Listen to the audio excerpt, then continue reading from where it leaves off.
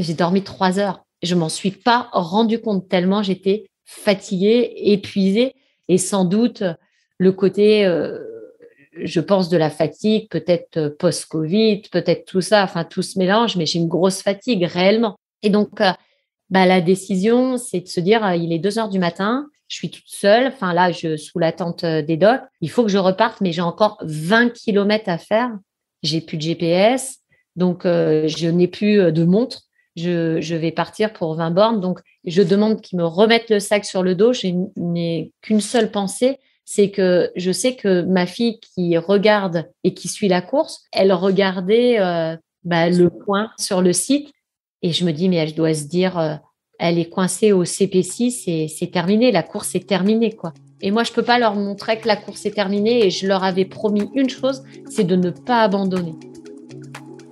Bonjour à tous, je suis Guillaume Lalu et je suis ravi de vous retrouver dans ce nouvel épisode de Course Épique.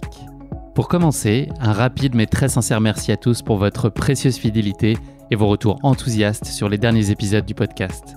Course Épique en 2022, c'est un nouvel épisode chaque mercredi, ça vous le savez, mais c'est également chaque lundi matin un extrait de l'épisode à venir pour bien démarrer la semaine ensemble. Nous avons donc désormais rendez-vous 2 fois par semaine.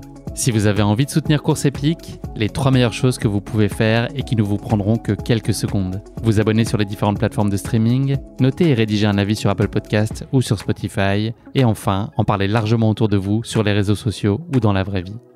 Et n'oubliez pas, pour ne rien manquer des coulisses du podcast, rendez-vous sur notre compte Instagram courseepique.podcast. J'ai le plaisir de recevoir dans ce nouvel épisode Laurence Klein.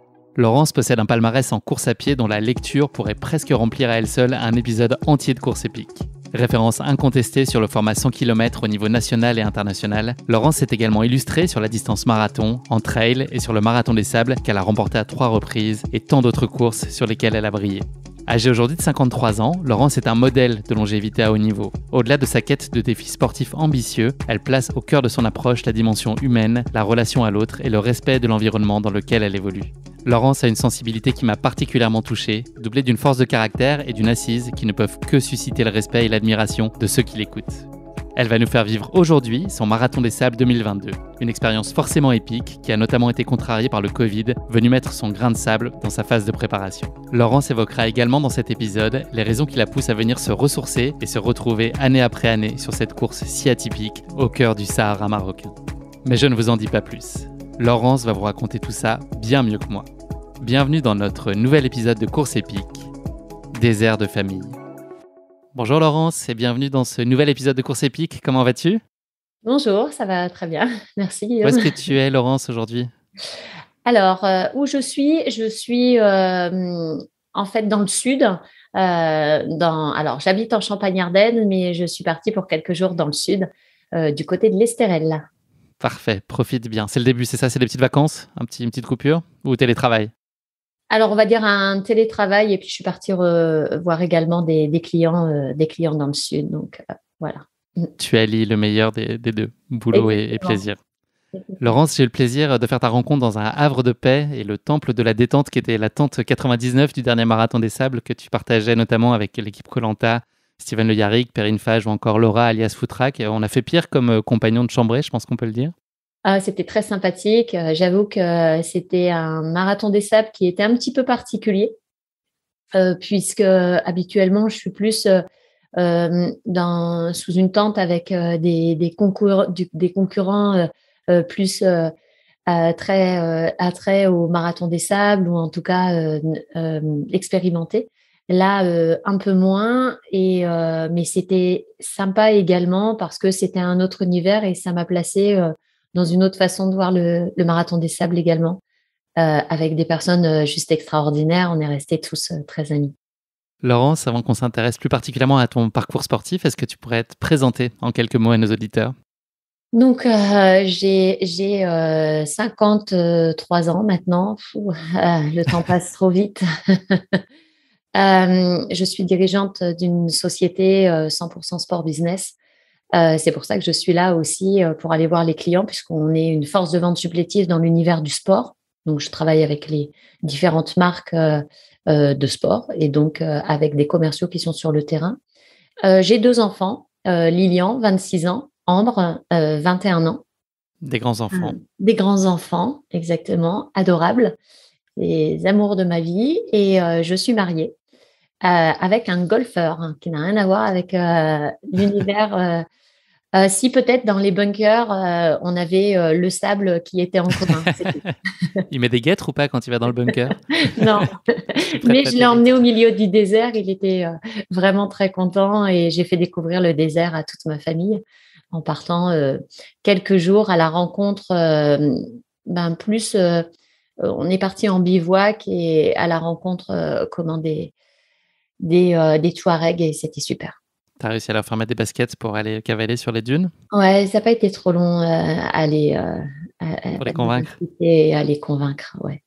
Laurence, est-ce que tu peux nous parler de ta relation au sport quand tu étais plus jeune, enfant ou ado? Est-ce que le sport était très présent dans ta vie, dans ton entourage familial ou amical? Alors, moi, j'ai commencé la course à pied en école d'athlétisme. Donc, c'est quand même, j'avais 11 ans, 10 ans, 11 ans. C'était un choix, c'était à ton initiative ou on t'a soufflé à l'oreille que c'était chouette de faire ça? Alors, à l'époque, il y avait l'UNSS, il y a toujours, c'est le sport à l'école et en compétition. Et j'ai mon professeur de sport a tout de suite vu que j'avais des aptitudes à courir assez vite déjà, puisque voilà, et longtemps. Et assez vite, c'était plutôt rigolo parce que quand on fait des courses de relais à l'école, on a tendance à mettre les garçons qui choisissent les partenaires pour appartenir aux courses de relais. Et moi, j'étais assez fière d'être choisie tout de suite avant les garçons. Donc, est-ce que c'était chou-fleur ou pas? Le choix, il se faisait, c'est ça, non? Tu connais ce truc de chou-fleur où tu marches avec les pieds et puis celui qui écrase le pied de l'autre peut choisir en premier qui va mettre dans son équipe? Non, ça te dit rien? Non, ça me dit Prochaine fois qu'on se voit, on fera ça, on fera une partie de chou-fleur. Je connais par contre. Donc toi, tu étais l'atout en tout cas, ouais, tu percevais comme un atout dans l'équipe. Voilà, exactement. Et puis, je pense aussi que mes premières compétitions, étant donné que je suis souvent en retard, c'est mon grand défaut, j'ai couru quand même beaucoup après le bus scolaire. Et donc, je pense aussi que très vite, je me suis aperçue que je pouvais faire de la compétition. Ouais. Je le rattrapais à l'arrêt suivant. Est-ce que cet éveil au sport, il était assez global ou c'est vraiment la course à pied avait déjà une saveur toute particulière pour toi? Non, la course à pied, vraiment. J'aimais courir. En fait, j'aime vraiment la compétition et j'aime plus la compétition que l'entraînement. J'aurais tendance à dire, malheureusement, il faut aller s'entraîner pour être bon en compétition, mais ça serait que moi, je mettrais un dossard à chaque fois et c'est le dossard qui me motive plus que l'entraînement. Donc, je ne sais pas si je suis une sportive vraiment à dire à fond le sport ou si je suis une compétitrice dans l'âme. Parce que quand même, à travers aussi mon travail, je m'aperçois que ça me sert beaucoup et à chaque fois qu'il y a des challenges, j'adore ça. Donc, je pense qu'avant tout, je suis une compétitrice. Donc même très jeune, c'était pas forcément une source de pression additionnelle, mais au contraire une source de motivation et d'excitation. Moi, je me souviens que mes parents, alors quand j'ai commencé, il n'y avait pas l'euro, c'était le franc.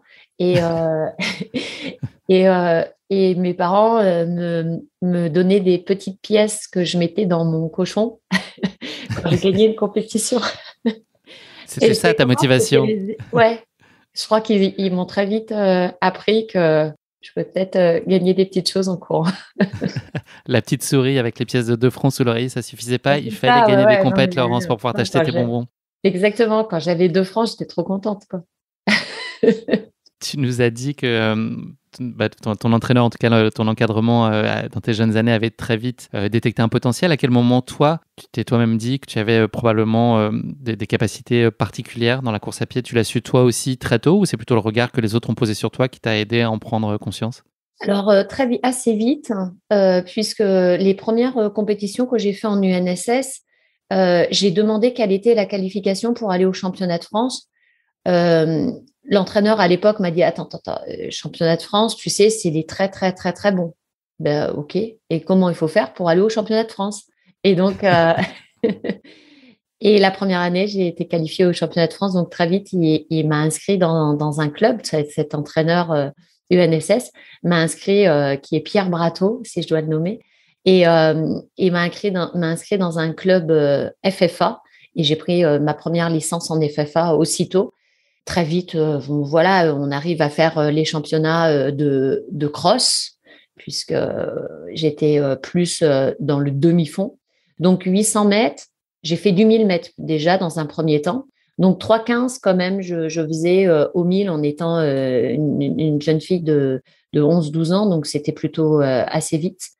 Et ensuite, le 1500 mètres, le 10 000 en junior, j'avais fait vice-championne de France, donc sur 10 000 en junior, en 36-30, ce qui était aussi très bien, sur une piste, puisque le 10 000 se faisait sur la piste, donc 25 tours de piste. Je pense que c'est là où j'ai compris que pendant une semaine, je ne pourrais plus recourir derrière. Donc, mon corps était habitué, après, sur les longues distances, à apprendre que parfois, quand on fait des compétitions comme le 100 km, le marathon, bah, c'est normal qu'on ne puisse plus courir. Ce qui a le don de choquer à chaque fois les personnes autour de moi en me disant « mais t'appelles ça du sport ?» Bah, oui. Il y a toujours des gens qui disent ça, on n'empêchera jamais ça. Ouais, non, mais c'est sûr. On sait que le sport de haut niveau, c'est pas forcément le sport santé, mais c'est ce qui procure en fait, ce qui est intéressant.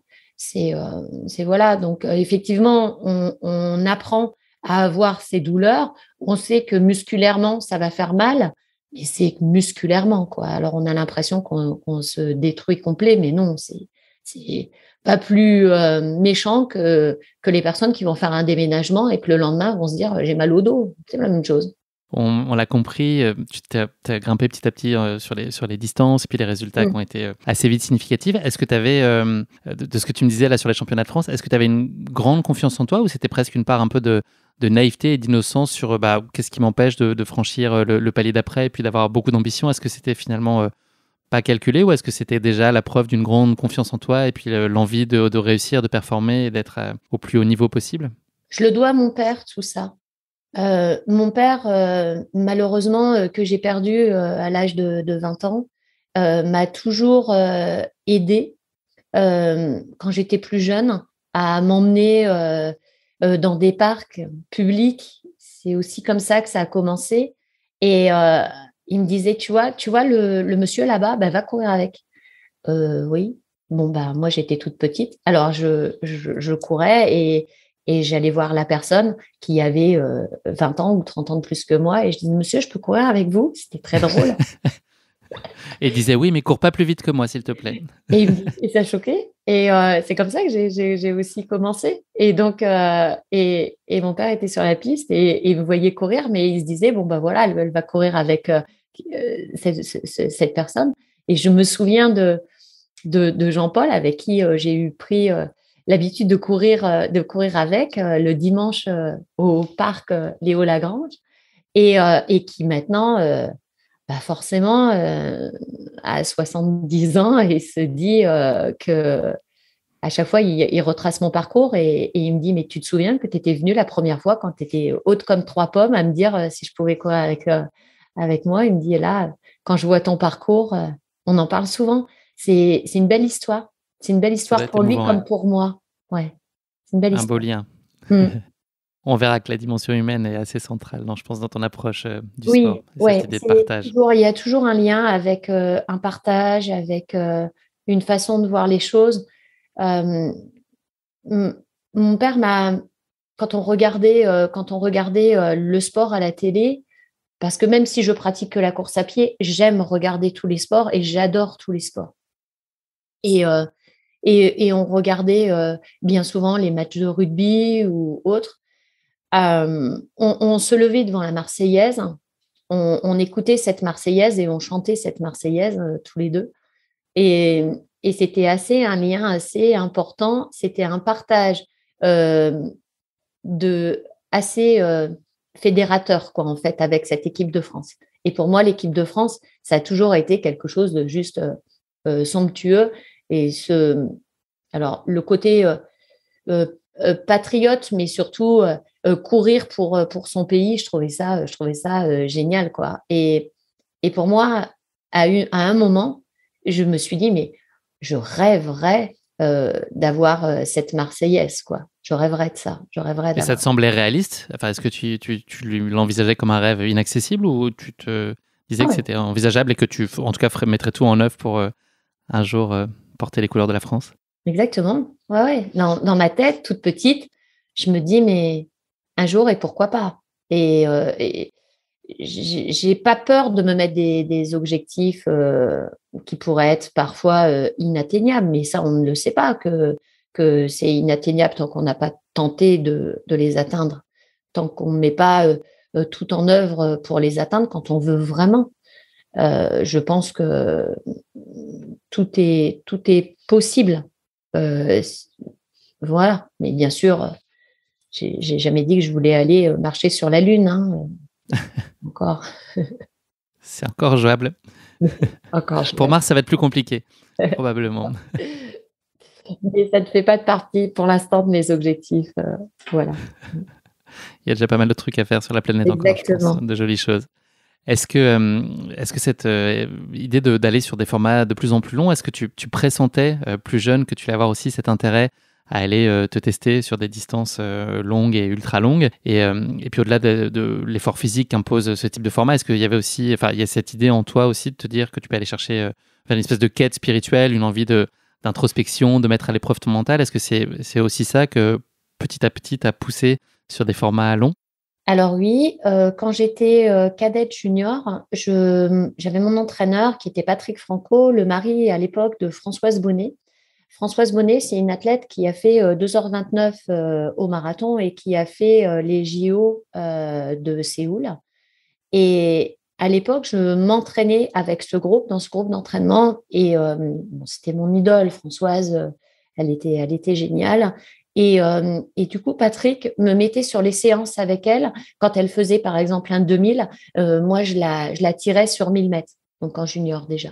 Donc, j'avais l'impression de faire partie, quand elle a fait les Jeux, de faire partie De cette histoire. de cette histoire, de cette préparation. Et elle me faisait rêver. Et je m'entraînais avec elle dans les bois de Verziers en Champagne-Ardenne, qui était c'était fabuleux de partager ses entraînements avec elle et qu'elle m'expliquait toute sa préparation. Et voilà, elle me faisait déjà rêver sur les longues distances. Donc, je lui dois une partie aussi de ça. Et c'est pour ça aussi, je pense que oui, elle a fait partie aussi à un moment donné de mes choix de course à pied et de me faire rêver là-dessus. Est-ce qu'il y a un moment de course que tu aimes tout particulièrement? Un instant de grâce, un moment que tu peux retrouver à chaque fois où tu as le sentiment enfin, où les sensations sont exacerbées et c'est un moment absolu. Est-ce qu'il y a une constante dans ça? Est-ce que c'est les moments que tu peux retrouver de façon assez systématique sur des courses ou est-ce que c'est en fonction de la nature de la course, la façon dont toi tu vas la vivre ce jour-là? Ou est-ce qu'il y a vraiment de façon récurrente un moment qui t'est cher, qui peut être dans la course, qui peut être dans la phase préparatoire, à l'arrivée? Voilà. Est-ce que s'il y en avait un? Alors honnêtement, toutes les victoires, on va dire, où on passe la ligne d'arrivée première, où on sait que dans le dernier kilomètre, ça va être la victoire. Là, c'est juste fabuleux parce que on se dit, on n'est presque plus dans la course, je vais dire. On est dans, qu'est-ce qui va, tout ce qui va pouvoir découler, tout ce qui va pouvoir se passer, ce qu'on va dire, le plaisir qu'on va procurer aux autres personnes que soi. C'est-à-dire son entraîneur en disant, il va être super content. C'est les enfants à la maison, enfin, toutes les personnes qui sont accrochées à cette préparation, on a l'impression qu'on leur dédicace, avant même de passer la ligne d'arrivée, déjà cette victoire. On se dit, il va y avoir une interview à l'arrivée, faut pas que j'oublie de dire ça, faut pas que j'oublie de dire ça. C'est marrant parce que je vois bien, sauf quand c'est bien sûr un sprint et qu'on est encore en combat dans le dernier kill. Et là, bon, ça décroche pas tout de suite. Mais quand même, c'est vraiment de se dire, c'est génial, je l'ai fait, j'en suis là. Quand je bats le record de France sur 100 km ou que je suis championne d'Europe, mais il se passe plein de choses, quoi. Je me dis, mais là, c'est le record de France, quoi. C'est juste énorme. Et je me dis, bon, il faut aller le percher, quoi. Et voilà, et je cours, je finis très fort ce 100 bornes, mais c'est un instant un peu de. On plane un peu, hein, c'est de l'adrénaline à fond, on n'a plus mal, on se sent des ailes voler. Je me souviens quand j'étais junior, je fais deuxième au 1500 mètres en UNSS, au championnat de France. Je suis partie à 200 mètres de l'arrivée. Je me demande, je sais même pas qui m'a poussé à un moment dans le dos pour que je parte. Voilà, ça a fait comme ça. Voilà, je suis partie, je fais deux. Je me dis, c'est génial, quoi. Et ben, c'est tous ces moments d'arrivée qui sont juste fabuleux, hein. Ouais, c'est la compétition qui reprend le dessus et la victoire qui est juste géniale. Hormis le marathon des sables, qu'on va avoir très largement l'occasion d'évoquer plus tard dans cet épisode, tu as couru donc de très nombreuses courses et comptes un palmarès sportif exceptionnel, avec notamment donc un record de France sur 100 km que tu détiens désormais depuis 15 ans. C'est quand même très très impressionnant. Un titre de championne d'Europe, de vice-championne du monde du 100 km, de championne de France de marathon en 2h37, de championne du monde de trail en équipe en 2011, de triple vainqueur du marathon des sables. Il y a les éco-trails dans tout ça, enfin j'en passe parce qu'on pourrait passer un bon moment à narrer toutes tes brillantes performances. Je te propose juste un petit format de questions-réponses sur les courses qui ont marqué ta vie. Donc voilà, il faudrait que tu me répondes brièvement à chacune et que tu me motives ta réponse en 3-4 phrases. Est-ce que tu pourrais me parler de la course qui a été la plus exigeante pour toi jusqu'à aujourd'hui? Exigeante. Peut-être Entends-le au sens physique ou psychologique, voilà, ouais, peu importe. la préparation pour la sélection au championnat du monde d'athlétisme sur marathon. Il fallait faire 2,37. J'ai vraiment fait 2,37. C'était très, très exigeant dans le sens où, ben voilà quoi, j'avais 40 ans. La possibilité derrière le 100 km de se dire possible d'aller faire un championnat du monde d'athlé, côtoyer les plus grands sur la piste, voilà, défiler à côté d'Usain Bolt. Pour moi, c'était quelque chose de juste fabuleux parce que quand on court du 100 km, du trail, voilà, on est vraiment, on est sur la route, on n'est pas, on va pas rentrer dans la, je veux dire, dans la piste d'athlée, quoi. Alors que le marathon à un championnat du monde, c'est les championnats du monde d'athlétisme. Donc, voilà. Il y avait une pression. J'étais la plus âgée de l'équipe de France à 40 ans. Faire partie de l'équipe de France d'athlée, c'est extrêmement rare. Donc, voilà, j'avais cette pression de vouloir à tout prix avoir cette sélection. Donc là, ça a été vraiment exigeant au niveau de l'entraînement, à faire des 200 km par semaine, à sacrifier beaucoup de choses, à expliquer aux enfants qu'il fallait que maman s'entraîne. À l'époque, j'habitais seule sur Reims. Mon fils m'aidait à courir avec le vélo. Ambre était là également et c'était pour moi, ouais, ça a été exigeant. Mais c'était bien, ça a été super, une belle expérience. La course qui a été la plus surprenante? Surprenante. Alors, désolée, mais à chaque fois, c'est quand même des grandes courses. La course des championnats du monde de trail où on gagne par équipe, championne du monde de trail par équipe, avec Maude Gobert et Aurélia Truel.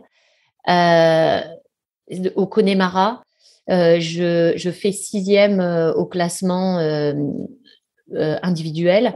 Et là, la place est déterminante pour être championne du monde. Et pour être championne du monde par équipe, il faut juste pas que je lâche. Et là, j'ai la pression de folie parce qu'on dispute contre les Italiennes. Et il y a 2 Italiennes qui me passent et il faut à tout prix que je revienne dessus. Donc, il y a une vraie exigence de parcours. Je me plante sur le parcours, je me mets un stress pas possible pour revenir sur elle.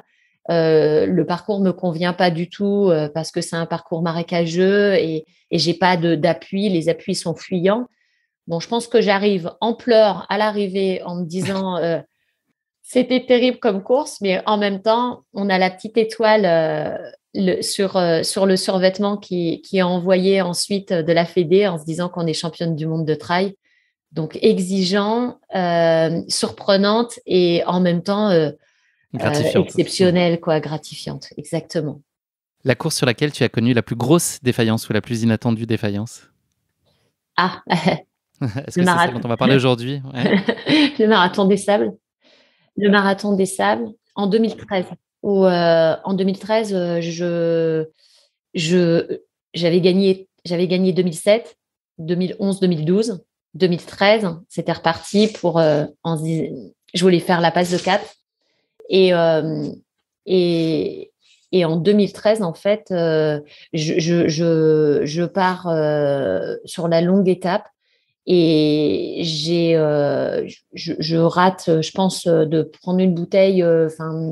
Je me déshydrate assez rapidement. Il fait très, très chaud. Je suis en tête sur le classement scratch, sur le classement général. J'ai 1 heure et demie d'avance. Donc, c'est déjà plus que très bien. Et je suis avec Vincent Delbar et Benoît Laval. Et dans un cordon de dune, je sais pas, tous les trois, je sais pas ce qu'on fait. Il nous manque vraiment beaucoup d'eau, mais il y a eu beaucoup de concurrents à qui c'est arrivé d'avoir, parce qu'il faisait très très chaud, hein, il faisait à ce moment-là plus de 50 degrés dans ce cordon de dune, c'était juste énorme. Et, et en fait, il nous reste 4 kilomètres et on n'a plus d'eau du tout. Donc, on se déshydrate très vite à ce niveau-là avec le sac qu'il faut porter en autosuffisance qu'on a sur le dos. Et, j'arrive au CP et au CP, je suis pas bien. Je leur dis que j'ai froid, donc c'est pas bon signe, forcément. Euh, et là, je me pose, je me réhydrate, je me dis, là, j'ai vraiment un coup de moins bien. Et du coup, je suis obligée de me poser plus longtemps, de laisser passer, mais de laisser passer, ils me laissent repartir 10 kilomètres. Et quand j'arrive sur le CP d'après, je suis obligée d'arrêter. Ils sont obligés de me perfuser. Et là, tout s'échappe, tout est galère. Et en fait, cette 4e victoire, je la perds, mais vraiment, mais à une vitesse folle, quoi. Je passe d'un état où je suis très bien à un état où je suis très mal. Et tout ça me bouleverse, quoi. Et là, ça a été la plus dure parce que je n'imaginais pas qu'on puisse avoir un tel échec sur une course et que ça m'affecte autant. Et ça m'a tellement affectée, ça m'a affectée mentalement, mais ça m'a affectée physiquement, puisque 3 mois après, je fais une rupture du tendon d'Achille et je ne peux pas aller au championnat du monde de trail où je suis qualifiée et je suis obligée de laisser ma place. Donc, ça a été très, très dur, ce marathon des sables en 2013. Ça n'empêche pas que j'adore le marathon des sables, mais voilà, c'est le petit grain de sable qui était dans l'engrenage et qui s'est très, très mal passé et que d'un seul coup, ça a été la catastrophe. Donc, plus mauvais souvenir, je vais dire, mais en tout cas, l'échec le plus catastrophe, quoi. S'il y en avait qu'une, je sais que c'est très difficile, la course que tu n'oublieras jamais. S'il y en avait qu'une. La première que tu racontes à tes petits-enfants, le jour où ils seront là. Bon, honnêtement, quand je suis championne, le même jour, en fait, je suis championne d'Europe du 100 km. Je bats le record de France.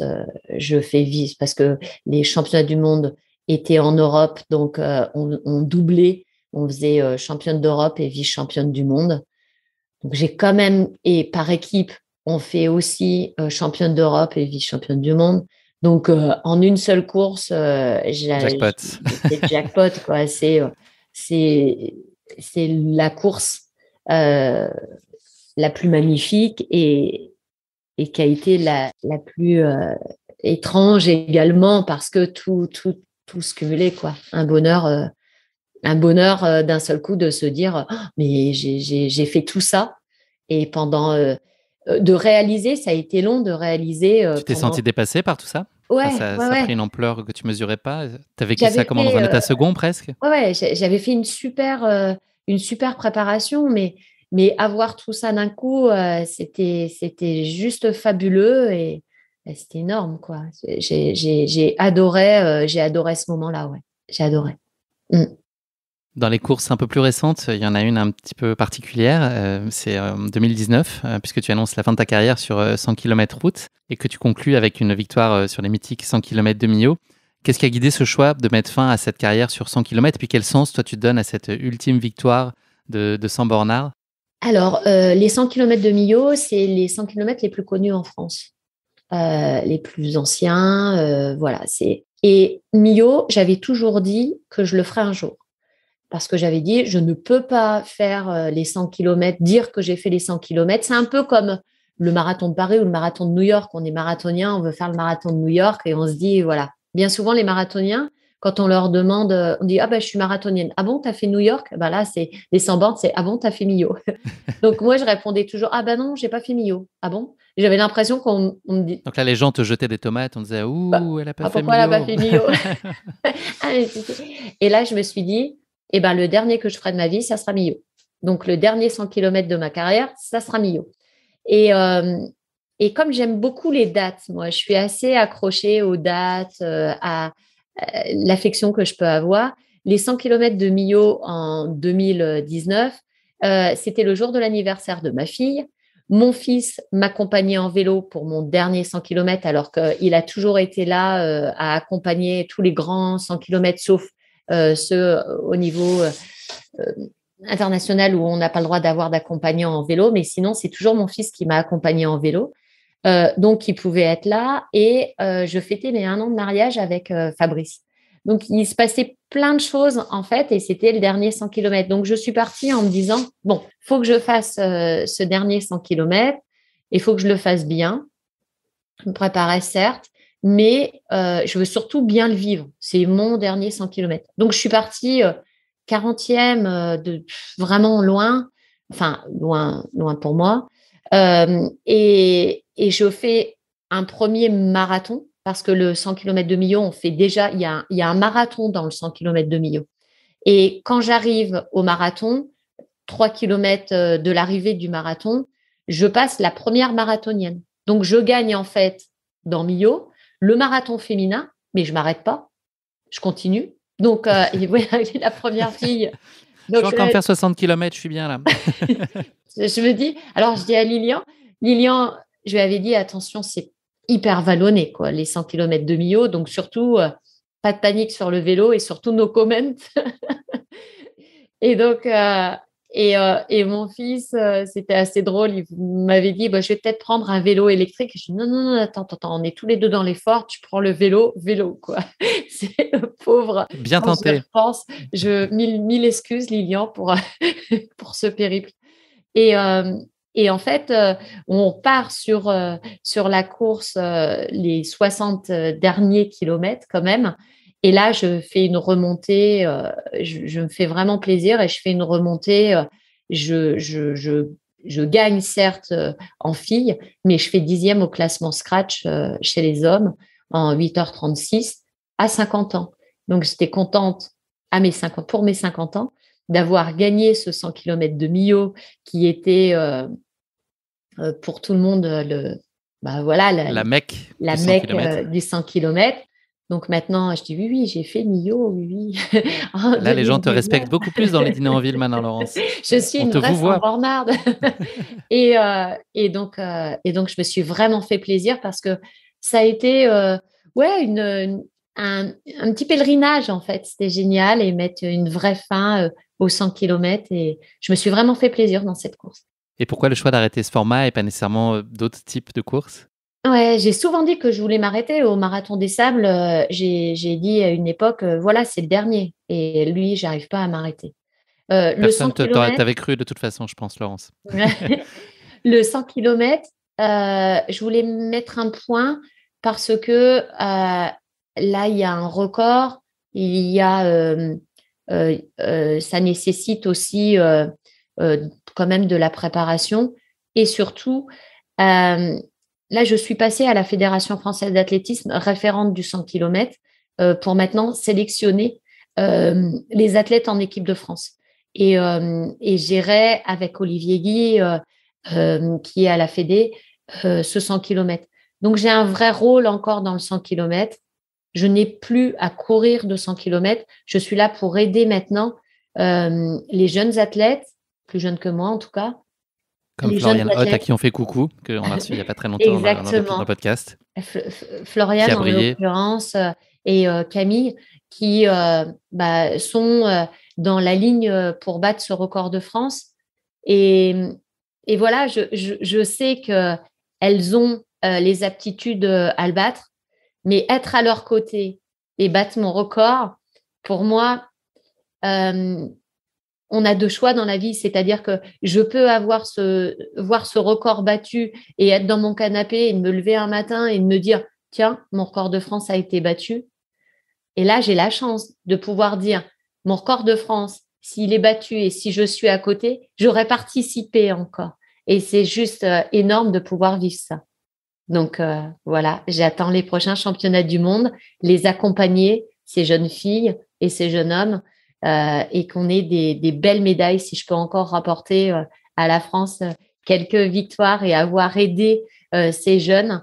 Pour moi, c'est une vraie continuation, c'est un partage et surtout, ben voilà, on transmet. Je transmets à mes enfants des leçons de vie, je transmets aussi aux athlètes un parcours. Donc, c'est bien. J'adore ça. On sera arrivé derrière nos écrans fin août pour ces championnats du Ouais, monde à Berlin. On espère que ça se passera le mieux possible pour l'ensemble de l'équipe de exactement. France. Ouais, ils sont adorables. J'ai une question, Laurence. Alors, c'est sûrement comme Panoramix, tu vois, le Gaulois qui livre pas les secrets de sa potion magique. Est-ce qu'il y a quand même des clés, selon toi, pour expliquer une telle longévité et ta capacité à maintenir un tel niveau de performance après plus de 40 ans de pratique à haut niveau? Est-ce qu'il y a des éléments rationnels, j'imagine? Est-ce qu'il y a peut-être une part d'éléments aussi autres, plus irrationnels, qui expliquent que tu brilles encore à très haut niveau et que tu es très, très compétitive encore aujourd'hui? Alors, je pense que j'ai peut-être dû à mon état d'esprit, j'ai bon, certes, cette volonté de performer, d'aller chercher vraiment les accroches euh, psychologiques, spirituelles peut-être, mais voilà, qui forgent mon mental. J'ai vraiment un très gros mental, mais je vais chercher mes petites étoiles. Euh, Mon père qui m'a toujours aidé, ma mère disparue aussi, donc j'ai plus mon père, j'ai plus ma mère, j'ai plus mon frère. Ils m'aident, donc je vais vraiment les chercher et je crois assez en ça, donc je vais chercher ces aides-là. Donc c'est plus du côté mental. Et puis Ça ensuite, t'aide à te remettre en perspective dans les moments difficiles? ouais, C'est ce que tu vas chercher? ouais, ce que je vais chercher, ouais. Ouais, ouais, la force de me dire que ils sont là encore et ils m'aident à courir. Donc ça va, je vais vraiment puiser dans ce mental et mes enfants qui sont sur le côté à toujours avoir accepté d'avoir une maman qui puisse aller à l'entraînement et s'entraîner. Voilà des moments où le soir, c'est pas facile aussi pour eux de se dire que maman, elle n'est pas là ou elle est partie le week-end pour faire une compétition. Donc, je les remercierai jamais assez de m'avoir aidé à poursuivre mes rêves.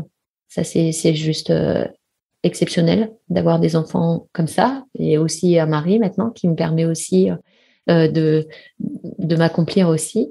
Et puis il y a une autre phase aussi de perdurer, c'est que je fais très attention et je respecte mon corps. C'est-à-dire que pour moi, mon esprit m'emmène, mais mon corps me transporte.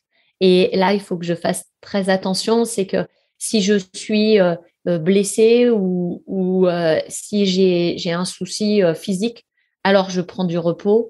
J'hésite pas à me reposer parce que parfois, on a tendance à vouloir s'entraîner, s'entraîner, s'entraîner. Mais si on respecte pas son corps, c'est pas bien non plus. Donc, le physique aussi, du respect du corps, à dire attention, là, je sais que j'en ai fait trop, stop. Parce que souvent, les athlètes cassent pas par négligence, mais en tout cas, se disent j'en ai pas fait assez.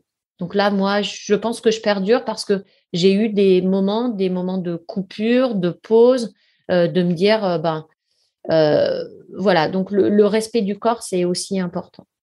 Ok, Donc, donc il y a une très bonne connaissance de ton corps aussi. ah oui, oui. Ouais, honnêtement, oui. J'ai, je Tu sens sais quand, identifier très vite les signaux faibles. ouais, ouais, ouais. Je sais quand ça va pas aller et que là, on va dans le mur.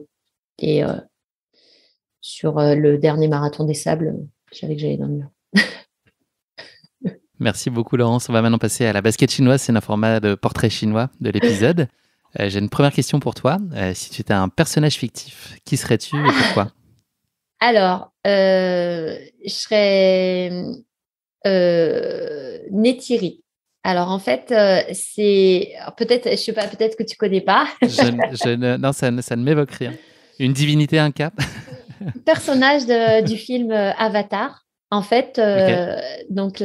c'est en fait la princesse des clans Omaticaya et qui, elle, a le respect sur sa planète de tous les êtres vivants.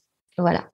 Donc, Avatar, elle est lancée, elle est jolie, elle est trop belle. Elle est un peu bleue quand même. Toi, peut-être quand tu as eu ton petit coup de froid au marathon des sables, tu étais peut-être un peu bleu comme C'est elle. ça, ouais. Ah oui, C'est ça, aussi ça. c'est très Avatar, ouais. Tu as vu qu'il y a la bande-annonce du Avatar 2 qui est sortie, je crois, la semaine dernière, il me semble. Je Ouais, sais pas ouais, si tu es ouais, tombé dessus. Je sais pas si elle y sera dans ce nouvel épisode de la saga. Si tu étais un animal, lequel serait-il? Alors, un félin. Un félin, peu importe, je vais dire une panthère, mais un félin. Le geste de course à pied ou enfin de course à pied, de course parfait, élancé, érasé. Donc Et plutôt un félin de la savane qu'un chat d'appartement, ouais. indifféremment. Ouais, moi j'ai 3 chats à la maison. Bon, j'ai pas que ça parce que je suis une adepte quand même du monde animal. J'adore les animaux. Et ouais, mes chats ils sont ouais ici ils chassent un peu les souris, donc ils sont affûtés aussi. Mais ouais, j'aime beaucoup ce côté félin. Mm. Dernière question de cette basket chinoise, est-ce qu'il y a un sportif ou une sportive qui serait une source d'admiration ou de respect particulier de ta part, que ce soit par ses valeurs, par ses performances? Ben, je suis obligée, j'ai presque parce que c'était juste exceptionnel. Catherine Switzer, mm, quand même, qui en fait est la première femme à avoir couru le marathon de Boston en, en 1967 et qui malheureusement a été arrêtée parce que les femmes n'avaient pas le droit de courir le marathon, catastrophe. Mm, mm. Et Ils ont heureusement, tenté, ils n'ont pas réussi. Ouais, ouais. Par chance, exactement. le commissaire qui a essayé de l'arrêter s'est Ah, le fait conduire commissaire, ouais. vertement. Donc, c'est vrai qu'elle avait fait 4 heures et quelques à son premier marathon, mais c'était quand même la première femme, hein. Les femmes, à l'époque, n'avaient pas le droit de courir plus de 800 mètres. C'était juste énorme. Et tant mieux. Et donc, elle doit avoir pas loin de 70 ans maintenant, Elle court encore, Catherine. hein, elle fait encore Et des elle marathons. court encore, ouais. Donc, et elle a quand même bien défendu la cause des femmes dans le monde du marathon, et notamment pour avoir ben voilà, hein, juste uniquement en 1984, les premiers, à Los Angeles, les femmes ont pu courir le marathon, mais c'est pas si vieux que ça. Et franchement, voilà, ben je dirais Catherine Switzer parce que voilà, Pour l'ensemble de son œuvre. pour l'ensemble, ouais. Super, super. Merci beaucoup, Laurence. Le moment est venu de parler de ta course épique, donc le Marathon des Sables 2022, un marathon que j'ai très largement couvert puisque j'ai eu la chance de pouvoir venir sur place et faire un hors-série quotidien. Pour ceux qui n'ont pas écouté, je vous invite à y suivre les aventures de 4 profils, en particulier Claude Dartois de Koh-Lanta, Meryl Robert qui avait fini 3e l'année précédente. Je ne vous dévoile pas sa performance cette année si vous ne le savez pas. Puis Frédéric de la Nouvelle et sa fille de 16 ans, Cécile, qui vivait aussi cette grande aventure père-fille. Et qui, voilà, Frédéric avait décidé d'emmener sa fille à la découverte de cette magnifique aventure. Donc voilà, si vous avez l'occasion, allez y jeter un œil. Quelques mots introductifs donc. C'est des super amis en plus. Ils sont chouettes, vraiment. Ouais. Pour planter donc le décor de ce Marathon des Sables, l'édition 2021 qui avait été décalée au mois d'octobre dernier en raison du Covid a été marquée par un taux exceptionnel d'abandon avec près de 50%, qui s'explique notamment par la chaleur exceptionnelle à cette période de l'année et puis la présence d'un virus qui a décimé une partie du bivouac et de l'organisation des médecins. Voilà, ça a été l'hécatombe malheureusement. Cette 36e édition dont nous allons parler aujourd'hui s'est tenue à la fin du mois de mars dernier, un peu plus tôt qu'habituellement en raison du Ramadan. qui expliquait qu'il soit un peu plus... Voilà, d'habitude, c'est plutôt aux vacances de Pâques. 901 hommes et femmes femmes et hommes d'ailleurs, ont pu prendre le départ de la course après qu'une cinquantaine de coureurs aient été contraints de renoncer à prendre leur avion en direction du Maroc en raison du Covid. C'est un sujet qu'on va évoquer qui te concerne aussi. Tu n'es pas passé loin de la même sanction, malheureusement. Enfin, malheureusement pour eux, mais heureusement pour toi. Et pour revenir à la course, donc le Marathon des Sables, c'est le premier raid désertique au monde qui compte 5 étapes chronométrées de 30 km à 85 km pour un total de près de 250 km à réaliser en autonomie alimentaire. Le Marathon des Sables se court à allure libre, donc les concurrents peuvent marcher tout au long de l'épreuve et réussir à être finishers dès lors qu'ils sont sous la barrière horaire. Ainsi, les moins rapides parcourent c'est presque 250 km à un peu plus de 3 km/h et les plus rapides à plus de 12 km/h. La chaleur, le poids du sac à dos, le relief, souvent tourmenté, le sable complique bien évidemment la progression des coureurs, causant courbatures, crampes, ampoules et parfois même des blessures un peu plus sérieuses. Pour autant, le nombre de concurrents parvenant à bon port reste élevé puisqu'en général, on a entre 90 et 95% de finishers cette année. C'était une stat qui m'avait beaucoup étonné quand j'avais commencé à creuser le sujet il y a quelques mois. Qui dit Sahara dit évidemment très forte chaleur avec un mercure qui grimpe jusqu'à 45 degrés, parfois même au-delà des 50 degrés. Cette édition 2022 avancée dans l'année a donné aux coureurs la possibilité d'évoluer dans des températures qui étaient un peu plus clémentes, si on peut dire. Donc voilà, il convient pour cette épreuve redoutablement exigeante de s'équiper avec soin et d'être particulièrement attentif au risque de déshydratation, à la perte massive de sel ou encore au coup de chaud.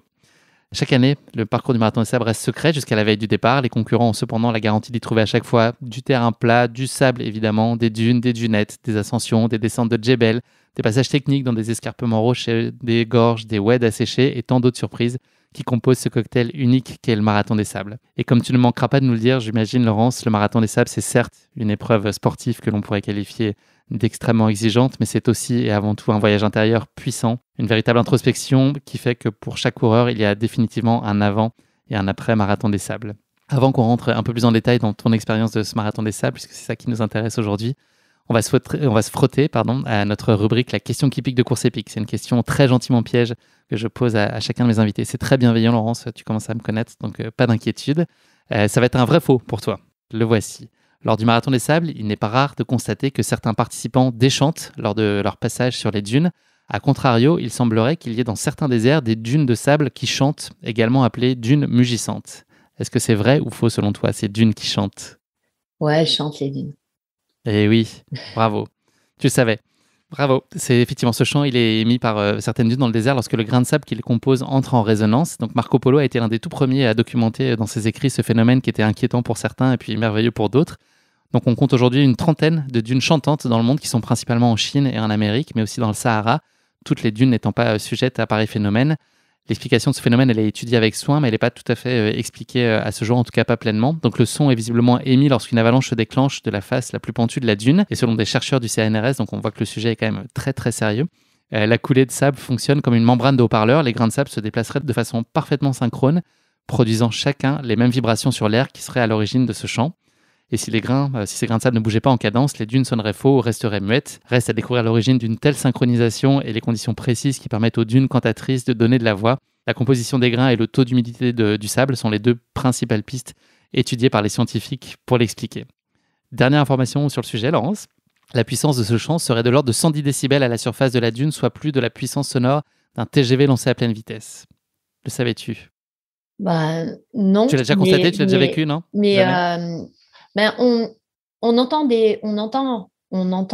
quand on court, de toute façon, souvent je dis, mais le silence du désert est juste magnifique. Mais c'est un silence qui est, voilà quoi, c'est pour ça qu'on y retourne, on adore, on entend surtout, alors en plus, quand on a la course de nuit, on entend des petites choses, on entend également les insectes ou autres qui bougent également.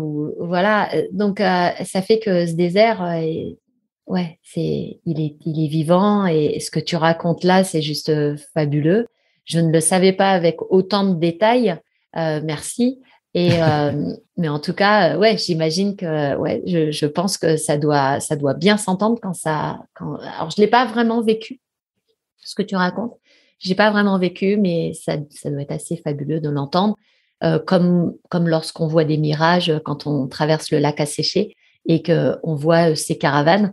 C'est une vraie réalité, on les voit vraiment. Enfin, je veux dire, c'est aussi, ça doit être aussi beau que de voir les mirages, quoi. Bravo Laurence, je suis très content, tu t'en es divinement sorti. Je vois que tu veillais parfaitement au grain avec cette question qui pique à laquelle tu as parfaitement répondu. Place maintenant à ta course épique. On va embarquer avec toi sur le Marathon des Sables 2022. Ce Marathon des Sables, c'est une très longue histoire, on l'aura compris, puisque ta première participation remonte à 2007. Tu avais un profil alors qui était plutôt à dominante route ou piste.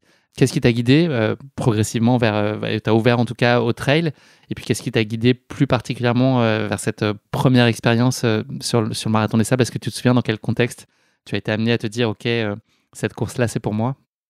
Oui, alors j'ai été au Marathon des Sables. C'est une personne qui était à la Fédération française d'athlétisme, Michel Marle, qui l'avait fait depuis plusieurs années. Et lorsqu'il nous accompagnait sur un championnat du monde de 100 km, il me disait, mais Laurence, tu devrais venir dans le désert faire le Marathon des Sables. Je me disais, ouais, ça c'est quelque chose qui me plairait vraiment. Je connaissais le Marathon des Sables puisque l'organisateur, Patrick Bauer, est de Champagne-Ardenne puisqu'il est de Troyes. Donc, il n'est pas très loin. Et j'avais quelques personnes dans mon entourage qui l'avaient fait. Et je me suis dit, bah oui, maintenant que j'ai fait du 100 km, allez hop, j'y vais, je tente. Et c'est comme ça que je suis arrivée sur le Marathon des Sables.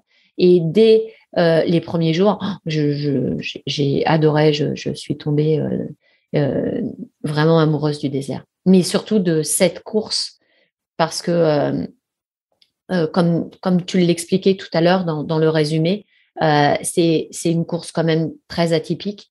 Et quand on arrive sur le bivouac, ce qui se passe dans la semaine, c'est un petit condensé de vie. Euh, les, les personnalités évoluent, on fait des rencontres qui, au fur et à mesure, on voit vraiment les personnages presque en détail parce que au fur et à mesure des jours, la fatigue, le manque de sommeil, parce qu'on dort quand même sous une tente à même le sol. Voilà, on mange ce que l'on a en autosuffisance dans notre sac. La déshydratation qui fait qu'on a un peu moins l'esprit. Euh, En tout cas, on voit vraiment les vraies personnes. Et ce qui est bien aussi, c'est que ça lime aussi les égalités, enfin au niveau égalité sociale. C'est-à-dire qu'on peut partager l'attente. Euh, j'ai une personne qui peut être euh, un simple employé ou salarié, peut côtoyer un chef d'entreprise. Ils vont être au même niveau, hein. Ils vont faire le même marathon, ils vont porter le même sac et l'un va aider l'autre et ainsi de suite. Je trouve ça vraiment assez génial. Je me souviens qu'il y a une année, il y a même des prisonniers qui étaient venus accompagner au Marathon des Sables et avaient fait le Marathon des Sables et c'était juste énorme. Ils se retrouvaient dans le désert, c'était fabuleux. C'était fabuleux dans le sens où il y avait une reconversion qui était atypique, quoi. Et, on côtoyait, même si on ne savait pas au démarrage réellement qui étaient ces personnes. Quand on l'a su après, on s'est dit, mais c'est juste énorme. Et c'était une façon aussi de remettre en selle des personnes qui, à un moment donné, ont pris des virages difficiles. Il y a aussi un beau brassage international. Il y a aussi des nationalités qui se mélangent. J'ai le souvenir d'avoir vu des Russes et des Ukrainiens main dans la main pendant cette épreuve. Et ça, je pense que déjà le Marathon des Sables avait décidé de laisser la possibilité aux coureurs russes et biélorusses de participer à l'épreuve. Et voilà, on a vu des belles images, mais au-delà de cette symbolique-là, c'est aussi un brassage de culture. Et puis effectivement, là aussi, un nivellement où tout le monde se retrouve dans sa plus simple expression et il n'y a pas d'artifice. Et c'est vrai que là, sous la tente 99, on venait de différents univers et c'était génial quoi, d'avoir toutes ces personnes. Tu comptes 9 participations, si je ne me trompe pas, Laurence, au Marathon des Sables. Oui. Est-ce que les facteurs qui te poussent à revenir chaque année, j'imagine qu'ils ont évolué avec le temps, ou est-ce qu'il y a un socle et puis ensuite des paramètres satellites qui évoluent, certaines années peut-être guidés par de la performance, d'autres par un besoin plus fort de recentrage. Enfin, voilà, comment est-ce que ça se construit et est-ce que tu trouves finalement le même enthousiasme chaque année à reprendre l'avion en direction du Maroc? Bah, tu as raison dans les deux sens. C'est qu'il y a un socle qui fait qu'on reste dans la compétition, on prépare son sac, mais il y a aussi une évolution à se dire Bon, maintenant, la gagne, c'est plus pour moi. Alors, contrairement aux autres années, et de se dire, on va essayer de faire le mieux possible dans les meilleures conditions possibles. Donc, on prépare son sac comme une compétitrice, euh, comme je l'étais avant. Mais c'est difficile de faire la part des choses. Parfois, il y a la compétition qui prend le dessus, et même si on sait qu'on n'est plus en état d'aller matcher, c'est difficile de se dire bon, attention, calme. Et voilà, c'est de trouver la sagesse. Je la trouve plus bon sur le bivouac, et à me dire ça va être difficile, et c'est difficile quand on arrive et qu'on n'est pas en super forme. Mais cependant, honnêtement, il reste quand même la compétitrice en moi. C'est un vrai dilemme dans ma tête à chaque fois. Ça veut dire que tu te reprojettes aussi souvent sur les. Enfin, est-ce que ça t'arrive de repenser aux éditions précédentes et au niveau de Oui, performance que tu avais alors, ou est-ce que tu as évacué ça et non. tu arrives à vivre ce marathon, chaque marathon de sable pour ce qu'il est? Non, non, non, il y a des allers-retours sur les performances d'avant. Le lâcher prise, il se fait, certes, on part en ayant la sagesse de dire attention, tu as 53 ans, c'est plus pareil. Et en même temps, de se dire, ben voilà quoi, L'instinct on de accroche, compétitrice qui reprend on le dessus. accroche le dossard, les quatre épingles, et voilà, on est au départ. Je me souviens d'une assez belle image dès le départ de ce marathon, quand je suis arrivée sur la ligne de départ. Je me suis mise derrière. Je voulais pas être devant. Voilà, je voulais pas être devant, en me disant bon, je suis pas là pour la gagne, donc c'est pas à moi d'aller dans la première ligne de départ. Et c'est les Marocaines qui sont venues me chercher. Les Marocaines sont venues me chercher en me disant non, non, Laurence, c'est Ta avec nous place est ici. devant. Ta place est ici. Je dis mais non, les filles, attendez, j'ai 53 ans et tout. On s'est mis à pleurer. Et les Marocaines m'ont dit tu nous as tellement fait rêver qu'on te veut avec nous. Et donc, elles C'est m'ont beau, pris par la c'est main, touchant. et elles m'ont emmenée sur la ligne de départ devant. Et c'était très touchant. Si on rembobine un petit peu, est-ce que tu peux nous parler de la façon dont on prépare, en fait, notamment ce marathon des sables 2022? C'est quoi les grandes lignes de préparation? Qu'est-ce qui est différent et particulier s'il y a des choses dans la préparation de cette course comparativement à d'autres courses qui pourraient être à peu près similaires, en admettant qu'il y en ait? Qu'est-ce qu'on fait de différent sur une prépa marathon des sables? Sur une prépa, ben, voilà, on va s'entraîner un peu plus sur des terrains, si c'est possible, sablonneux. Donc, moi, j'étais allée du côté de Fort-Mahon, m'entraîner dans le sable, sur le bord de mer, dans les dunes. Euh, et puis ensuite, bon, on s'entraînait avec un sac qui ne fait pas 8 kilos, hein, parce que quand on s'entraîne avec un sac de 8 kilos tout de suite sur le dos, on prend 8 kilos de charge sur les articulations, je ne le conseille pas. Plutôt sur un sac de 3-4 kilos, quoi, pour préserver justement toujours le fait de faire attention à son corps, ce que je vous disais précédemment. C'est aussi une façon de pouvoir aborder le marathon des sables dans de bonnes circonstances, parce que parfois on s'est entraîné avec un sac à dos trop lourd pendant des mois, et quand on arrive sur le marathon des sables, on s'aperçoit qu'on a une tendinite, qu'on a un problème ou autre ou articulaire. Donc là, il faut faire très attention. Par contre, je vais dire, on s'entraîne comme entre un marathon et un 100 km à raison de un peu plus de 100 km semaine pour la plupart des coureurs, entre 100, 100, 150, 100, 150 ouais, km semaine. Voilà. Est-ce que tu t'entraînes à manger du lyophilisé le soir chez toi aussi? Non, non, non, et j'aime pas trop moi le lyophilisé en plus. Donc, j'ai tendance à manger de la Le plus semoule. tard possible. Voilà. Tu attrapes malheureusement le Covid à 15 jours du Euh, départ, ce qui a nécessairement bousculé, pour ne pas dire figé, la fin de ta prépa. Comment est-ce que tu as géré cette période psychologiquement? Et puis, même si tu imagines que tu seras testé négative au moment de la course, est-ce que c'est une idée qui t'a à un moment traversé l'esprit de dire que ça valait pas le coup d'y aller, de pas te lancer dans l'aventure parce que potentiellement trop amoindrie, en tout cas pleine d'incertitudes? euh, j'ai fait attention pendant plus de 2 ans à pas attraper le Covid, à être vraiment attention, vraiment. Et et je me suis dit 15 jours avant le départ, même 3 semaines, le dernier mois avant le départ, je me suis dit, il faut vraiment faire attention. Il y avait de plus en plus de Covid qui se déclarait en France et sur la fin de période là. Et, et je me suis dit, oh là là, il faut vraiment que je fasse attention, faut pas que je l'attrape, quoi. Et malheureusement, 15 jours avant le départ, bing, je sens qu'à l'entraînement, je suis pas bien. J'ai mal à la tête, les symptômes du Covid. Quand je fais le test, je m'aperçois que je suis Covid et j'ai du mal à respirer. Donc là, j'écoute mon corps, je me mets en repos 15 jours. Donc 15 jours avant le départ, j'ai plus du tout couru, alors que j'avais fait quand même une prépa qui était assez sympa. J'étais plutôt fière d'avoir remis les chaussures, de m'être entraînée avec cet objectif marathon des sables.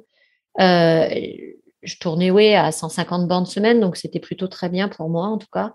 Et, et donc, le Covid a fait que voilà, ça m'a mis off. J'ai arrêté de préparer mon sac. J'ai tout arrêté et je me suis dit, je vais pas pouvoir y aller. Et donc, c'était assez dur pour moi, même vraiment très dur. Et, je me suis dit, j'y vais pas, je laisse tomber. J'avais rien préparé, mais vraiment rien préparé de mon sac. Et puis, tout bien réfléchi. Je me dis, bon, si je réfléchis bien, alors j'appelle Patrick Bauer, je lui dis, Patrick, j'ai le Covid, je peux pas venir. Patrick, il me dit, mais attends, c'est dans 15 jours, et dans 15 jours, tu seras, c'est bon, tu seras négative. Donc, je me suis dit, ça me remet en selle quand même. Et là, tu savais qu'il allait dire ça en plus. Ouais, tu allais chercher peut-être aussi cet encouragement, c'est ça qu'ils te disent. J'avais besoin de l'entendre. Et je fais des tests pratiquement tous les 2 jours. Et je vois ce Covid qui disparaît. Et je me dis, bon, allez hop, c'est parti pour l'aventure. Elle va être compliquée. Je savais que ça allait être compliqué. Alors, j'avais toutes les personnes qui me disaient, mais ça va pas, tu vas pas y aller. Et plus on me disait, mais ça va pas, tu vas pas y aller. Et plus je me disais, si, je vais y aller et je vais y aller et je vais être bien et ça va aller. Et voilà. Et je suis partie. Il me manquait quand même beaucoup d'entraînement, de l'incertitude. Je savais que je partais que j'allais être dans l'attente avec Claude, Sam, Perrine, Steven, Alix. Je savais que j'allais être avec ces personnes-là et je me suis dit non, ça va être une super aventure. Donc, avant toute chose, je suis partie pour l'aventure et faire mon 9e. Et vraiment, ça a été ça, en fait, le deuxième objectif qui devenait l'objectif principal. Et voilà, quoi. Et je suis partie au Marathon des Sables. Et quand je suis arrivée à Errachidia, quand on a atterri, j'ai eu un contrôle inopiné des autorités marocaines au Covid. Je me suis dit, bon, vraiment, là, c'est le truc de dingue. J'ai flippé en me disant, j'espère qu'ils ont le même test que nous, parce que franchement, j'étais vraiment négative en France. J'espère que je le suis encore ici, quoi. Et ouais, c'était bon. Donc, j'ai pris le départ de la course et j'ai découvert le parcours parce que, comme tu l'as expliqué tout à l'heure, on a le roadbook dans le bus qui nous emmène au bivouac. Et j'ai découvert qu'on avait 32, 30, 38, 85, 42 et la Charity. Voilà. Donc, je me suis dit, le 85, il va falloir aller le chercher. J'en étais conscient. Il y a eu donc pas mal d'incertitudes sur l'avant. Qu'est-ce que globalement tu t'attends à vivre avec ce MDS? Est-ce que tu arrives à se projeter quand même sur ce que va être cette année, ou est-ce que là c'est vraiment un jour après l'autre et plutôt l'idée c'est de prendre du bon temps avec des personnes qui seront très directement avec toi dans l'attente, et puis globalement le reste du bivouac? Est-ce que c'est vraiment ça qui est la seule certitude que tu as à ce moment-là et la chose que tu as privilégiée? Ouais, je me suis dit, bon, j'étais affûtée quand même, donc j'étais légère. J'avais pris un sac léger, j'étais à 6,5 kg, le minimum, pour justement éviter de me charger en plus de poids qu'il n'en faut, parce que j'allais être amoindrie. avec ce Covid. Je savais que je respirais pas terriblement, mais je trouvais quand même que je devais vivre mon marathon. Voilà, il y a aussi les aléas du marathon des sables, hein. La chaleur, tempête de sable, on s'hydrate pas complètement. Et moi, mes fantômes, entre guillemets, de la déshydratation que j'ai subie en 2013, ils sont tout le temps là, ils sont tout le temps présents dans ma tête et j'ai pas envie de revivre la même chose et j'ai peur de cette épreuve longue et elle me fait peur alors que je suis une spécialiste du 100 km, mais il y a quand même les vieux fantômes de 2013 et je suis malheureusement sur l'épreuve longue. J'ai la difficulté de cette épreuve longue. Comment est-ce que toi, fort de ton expérience qui est plus grande sur la course, comment est-ce que tu vis ces moments-là d'avant départ? Est-ce que c'est vraiment l'excitation qui prime, de te dire ça y est, c'est reparti pour une nouvelle édition et puis je vais vivre plein de belles choses, je ne sais pas de quoi sera fait ce marathon des sables, mais il m'apportera beaucoup et j'ai hâte d'y être? Est-ce qu'il y a aussi une part d'inquiétude sur comment ça peut se passer et qui est peut-être un peu exacerbée par le contexte dans lequel toi tu arrives sur cette édition-là? Qu'est-ce qui prend plus le dessus? C'est l'envie d'y aller et tu ronges ton frein sur la ligne de départ? Comment tu te sens? C'est très émotionnel. C'est vraiment me dire que c'est le 9e.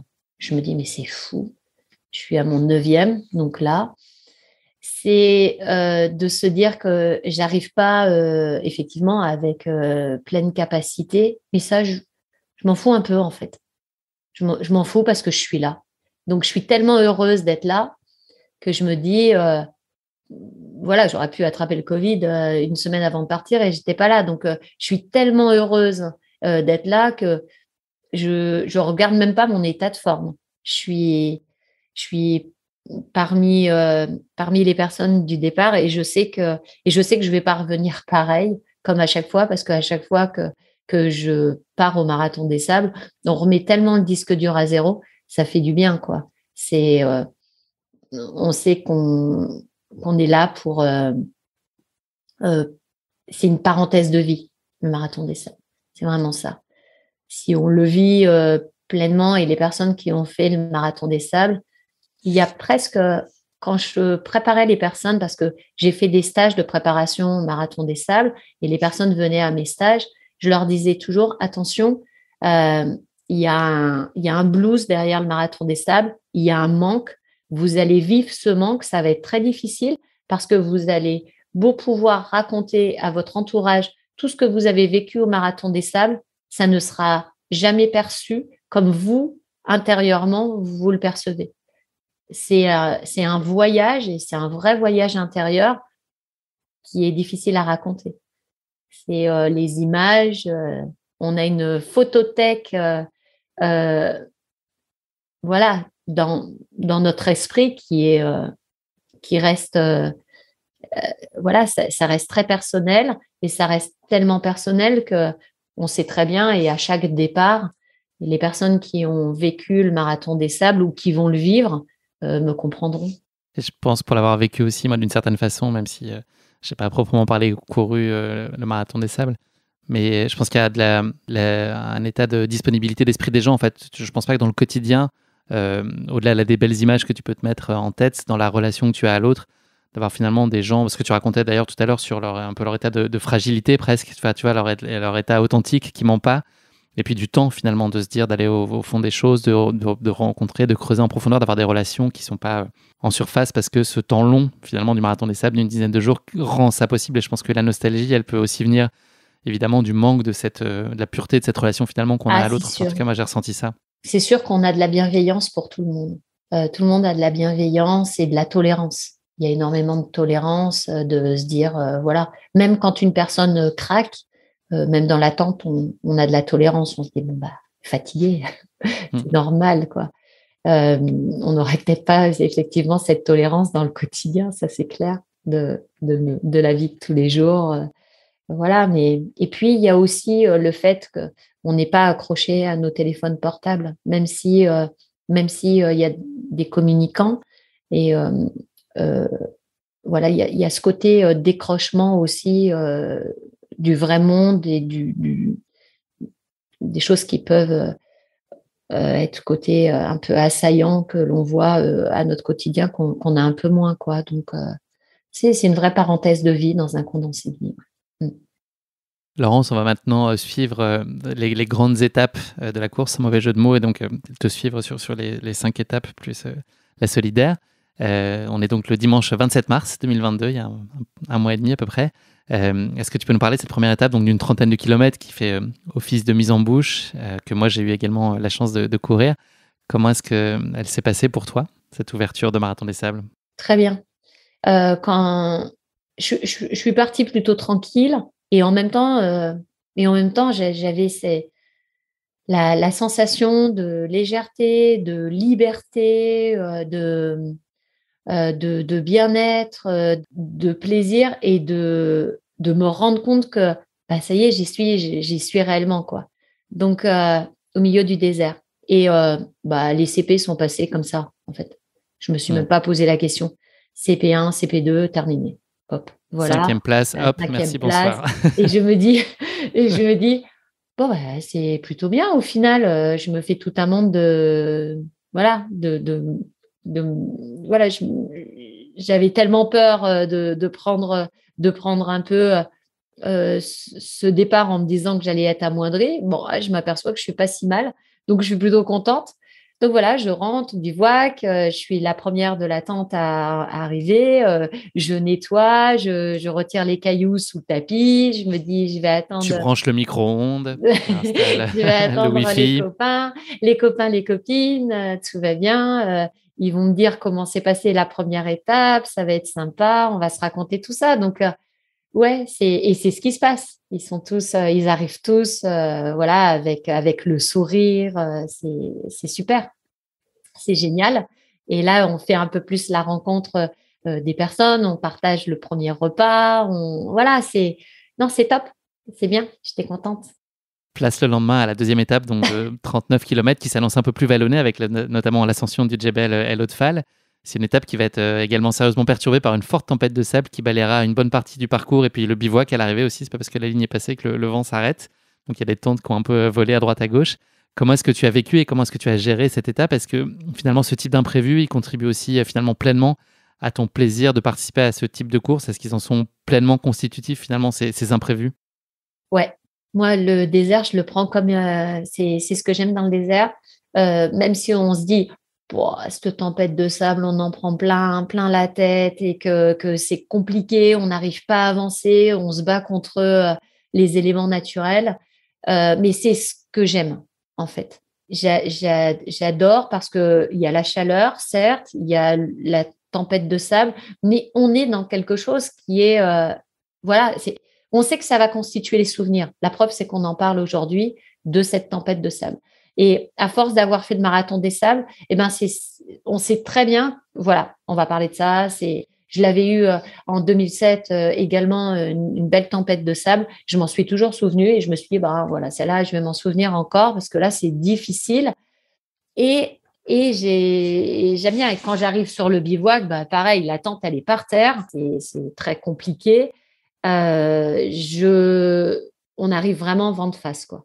Donc, mais j'aime bien et ça va encore, je vais bien. Et les djebels que l'on passe, c'est quand même des gros djebels que je connais, que j'ai déjà fait. Le Et Djebel, c'est des montagnes, peut-être pour préciser aux auditeurs. ouais, c'est des barres rocheuses, ouais, des grosses barres rocheuses. Et les djebels, on a pas mal de fèche-fèche, voilà, on a des petites dunettes, oui, parce que dans le désert, il y a les dunes, il y a les dunettes. On préfère les dunes que les dunettes, parce que les dunettes, elles sont assez fuyantes, si je peux parler de, voilà. Tu n'es pas du genre à jouer à la dunette quand tu étais petite. C'est Tu jouais ça. pas à la dunette, ouais. Mais la dunette, elle est pas très stable, alors que la dune, c'est quand on commence à savoir lire les dunes, on sait très bien où on doit aller courir pour que ce soit plus dur. Donc non, je vis bien. Je vais dire ces trois premières étapes du marathon des sables. Oui, parce que cette étape, elle a fait pas mal de casse. Il y a eu 63 abandons, ce qui est quasiment 15% du peloton, ce qui est beaucoup, ce qui est plus que habituellement le nombre de finishers qu'il y a à la fin. En tout cas, il en reste plus que ça. Donc déjà, la deuxième étape a laissé pas mal de traces.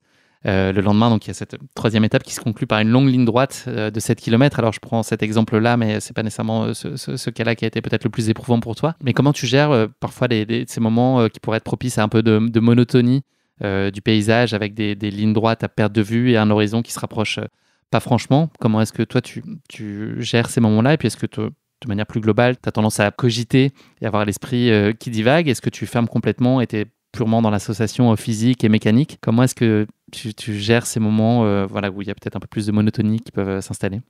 En fait, on a les GPS quand on court le marathon des sables, donc on sait que même si on voit le bivouac tout petit, quand on regarde le GPS et on se dit waouh, cette borne. Et pourtant, on le voit. Alors, c'est très trompeur parce que les distances sont faussées dans le désert. On a l'impression que c'est tout près, mais plus on avance, plus ça s'éloigne. Donc, on se dit, bon, là, calme, c'est 7 km.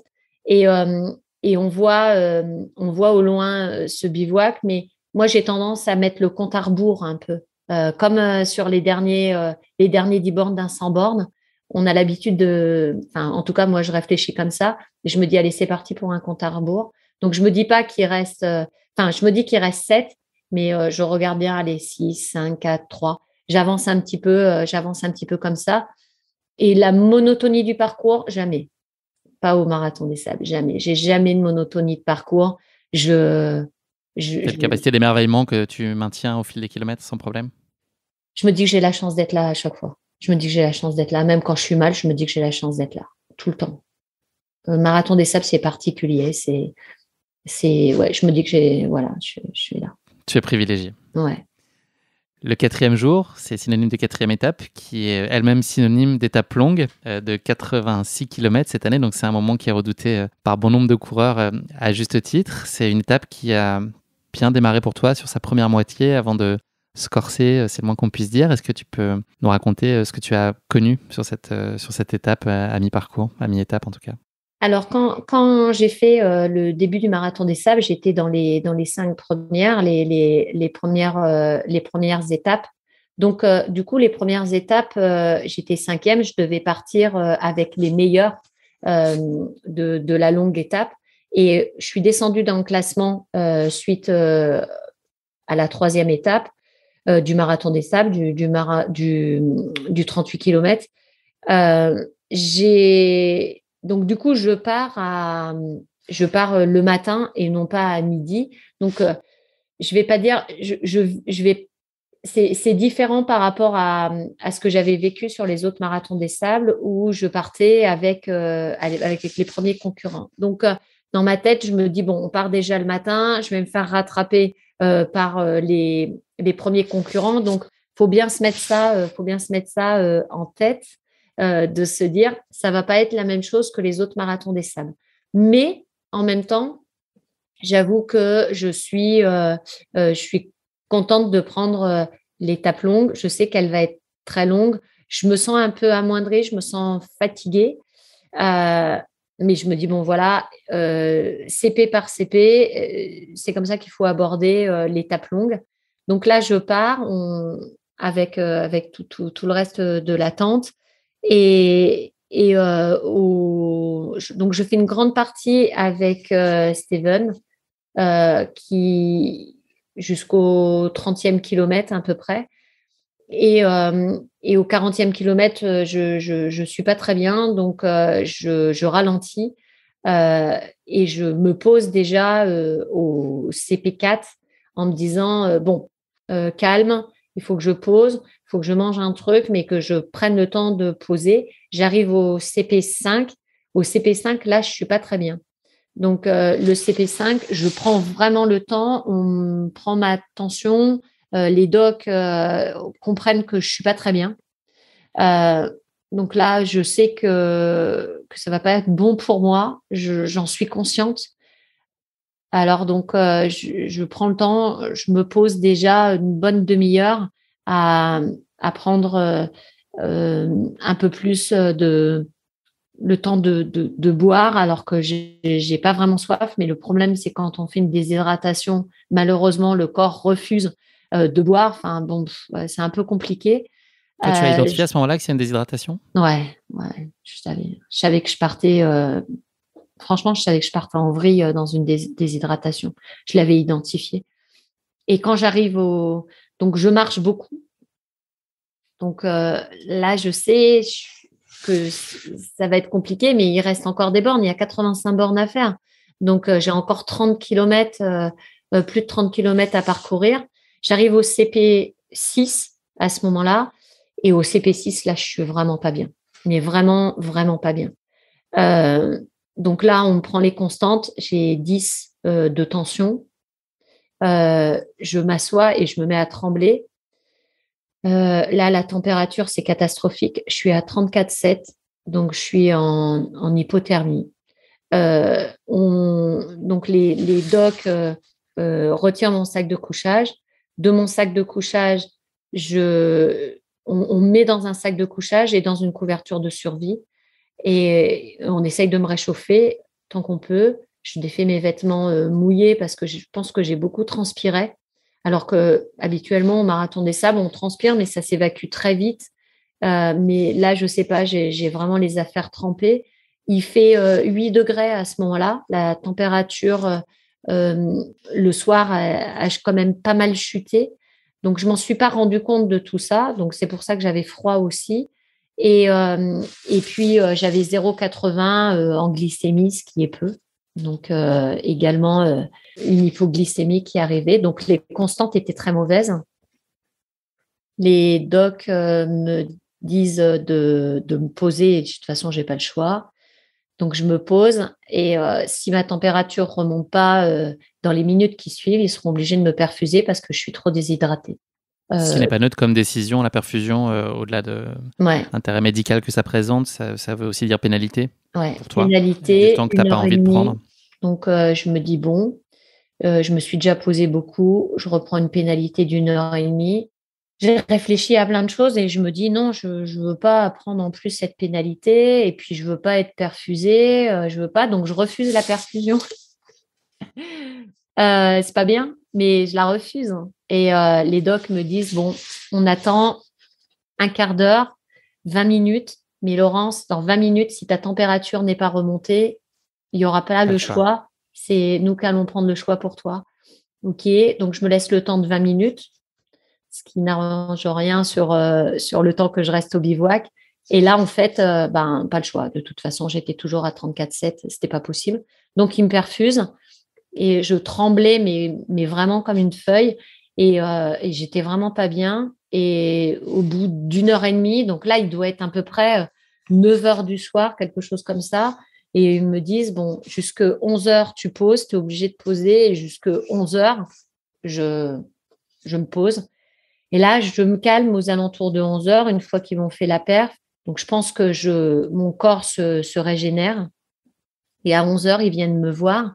Et ils me disent, bon, Laurence, on va revérifier tes constantes.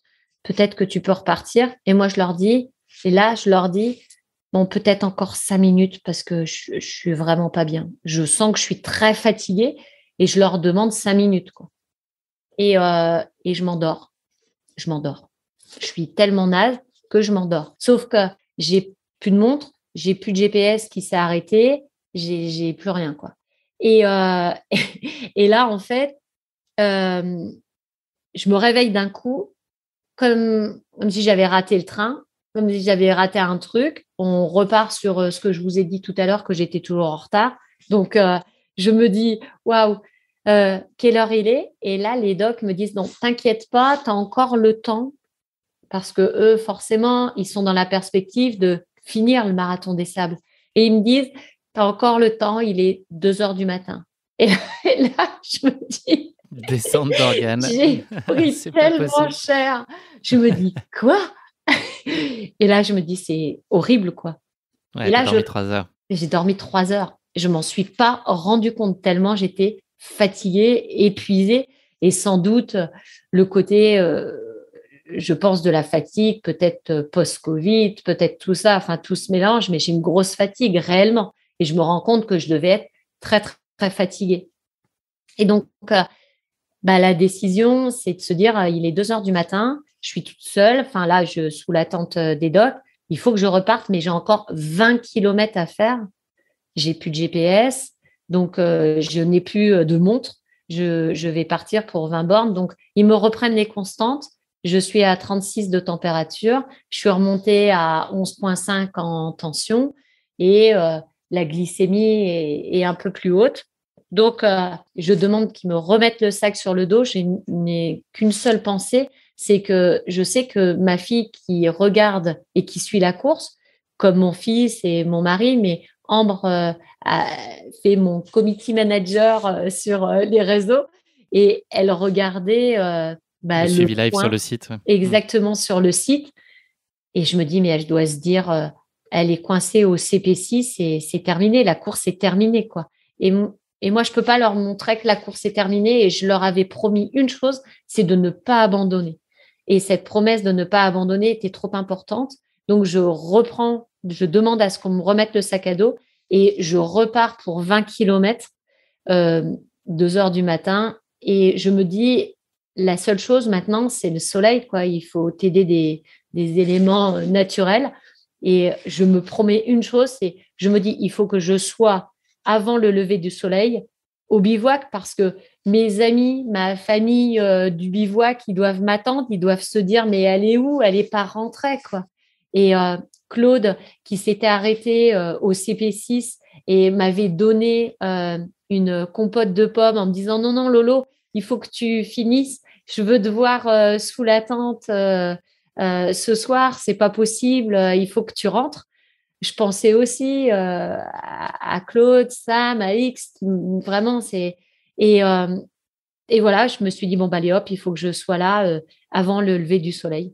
Et je regardais à l'horizon, je regardais que l'horizon, le soleil, tant qu'il ne se levait pas, je me suis dit, je suis encore dans mon objectif, mon nouvel objectif d'arriver sur les bivouacs au petit matin. Et j'arrive à 5 heures du matin, je vois l'horizon se pointer, le soleil, les premiers rayons, et je me dis non, non, non, faut que j'y sois, quoi. Et quand j'arrive sous la tente, ils sont tous, oh, il y a Laurence qui est arrivée, Laurence, elle est arrivée. Par contre, elle n'a Moi pas les qui étais croissants. toujours la première à nettoyer la tente et tout, là, ils étaient tous allongés, on fait de la Soulagée. place et soulagés. Et moi, soulagée aussi d'être rentrée. Et je me suis dit, quand ma fille va se réveiller le lendemain matin, elle va se dire, en fait, ça y est, elle bip sur le bivouac. Et je pensais qu'à ça, quoi, en me disant, bah voilà, quoi. Et l'objectif. Journée de repos donc qui va suivre cette arrivée au petit matin avant une dernière étape chronométrée qui est l'étape marathon. Tu vas nous le raconter, mais c'est une étape qui s'est bien passée. Tu as retrouvé relativement tes moyens. Et puis surtout, tu es dans des bonnes dispositions psychologiques. Enfin, je ne veux pas t'enlever les mots de la bouche, mais voilà, est-ce que tu peux nous raconter un peu cette 5e étape au bout de laquelle vous attend Patrick Bauer et puis la médaille de finisher qui est remise à ce moment-là?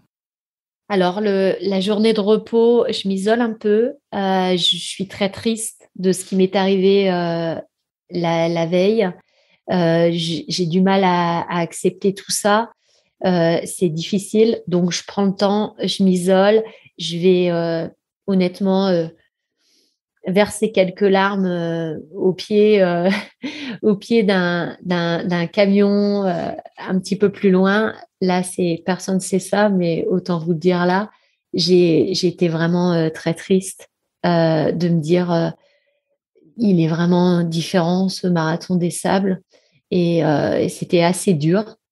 Et je me suis dit bon, il y a le marathon demain et, euh, et là pour le marathon, il faut que tu sois digne d'une marathonienne et d'une marathonienne des sables.